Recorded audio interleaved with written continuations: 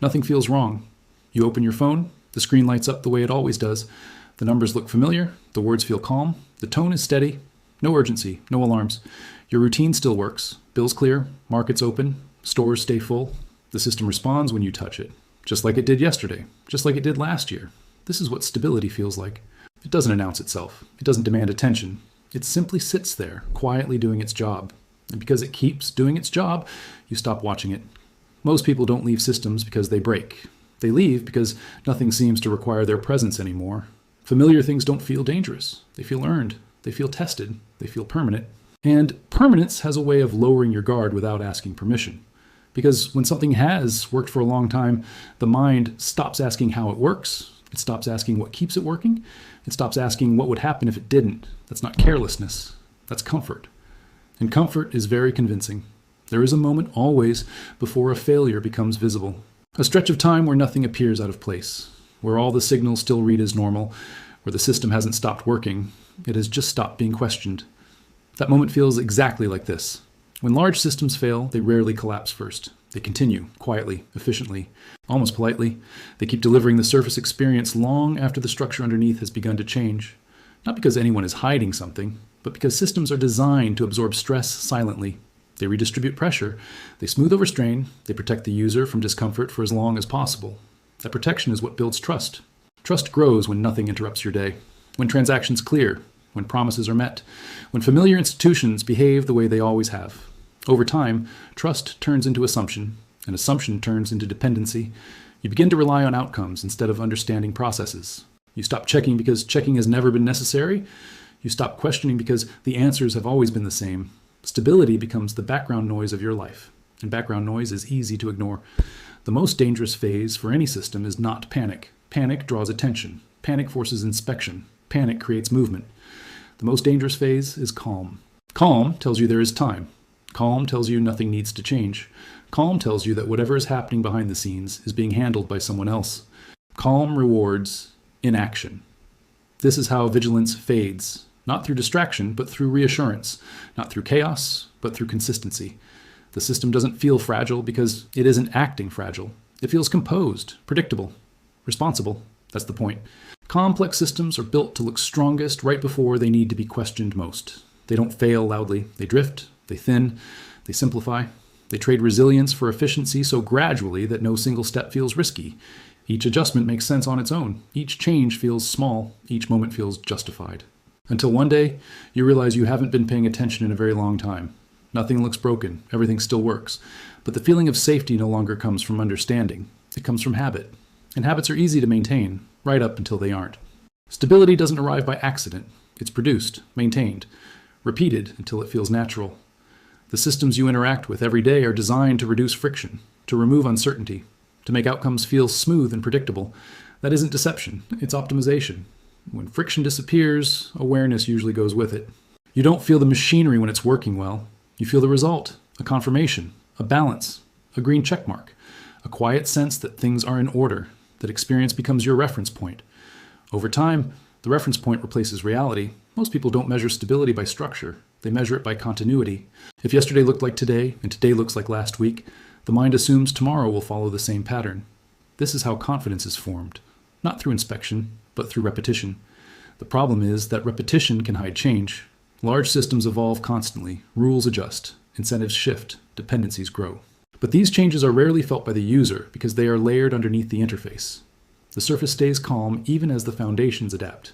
And adaptation isn't always improvement. Sometimes it's survival.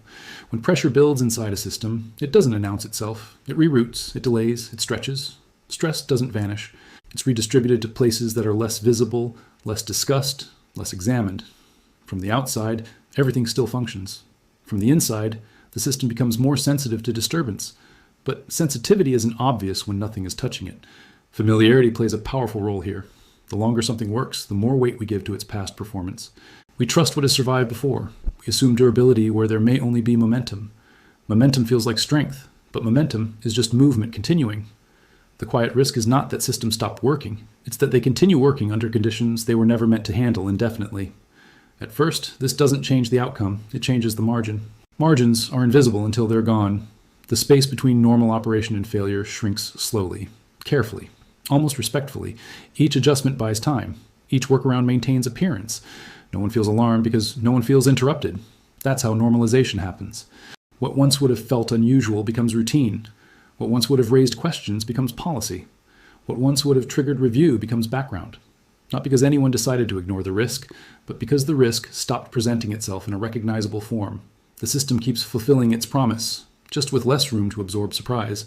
And surprises don't announce themselves early. They arrive quietly, through small mismatches, minor delays, slight distortions that are easy to dismiss, because nothing has actually failed yet.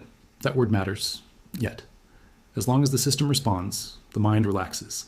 As long as the response looks familiar, concern feels unnecessary. This is where confidence becomes passive. You don't feel unsafe. You simply feel uninvolved. And that's a comfortable place to be. Because involvement requires attention. Attention requires doubt. Doubt disrupts calm. So the calm is preserved. Everything still looks stable. But stability, at this stage, is no longer a condition. It's a posture. And postures can change without warning. Quiet systems don't break trust all at once. They dilute it. Not enough to notice. Not enough to react to. Just enough to change how the system behaves under pressure. But pressure isn't constant, so the change stays hidden. Most people only see systems during normal conditions. That's when they are most convincing. That's when they perform best. And that's when confidence feels justified. But normal conditions are not the test. They are the rehearsal. What matters is how a system behaves when something unexpected presses against it, when demand shifts slightly, when timing changes, when assumptions stop lining up perfectly. Those moments are rare, which is why they're ignored. Instead, the system is judged by how smoothly it operates when nothing challenges it. And because nothing challenges it most of the time, the judgment stays positive. This creates a subtle illusion that stability is inherent rather than conditional. Over time, layers build on top of this assumption. More reliance, more integration, more dependence on the system behaving exactly as it always has. Each layer makes the system feel more essential, and also more fragile. But fragility doesn't announce itself as weakness. It announces itself as efficiency, as streamlining, as removing excess, as trimming buffers that appear unnecessary because they haven't been used recently. Unused safeguards look wasteful. Redundant processes look outdated. Slack looks inefficient, so they're reduced. The system becomes leaner, faster, more optimized, and less forgiving. None of this feels dangerous while things are calm. In fact, it feels responsible, disciplined, mature.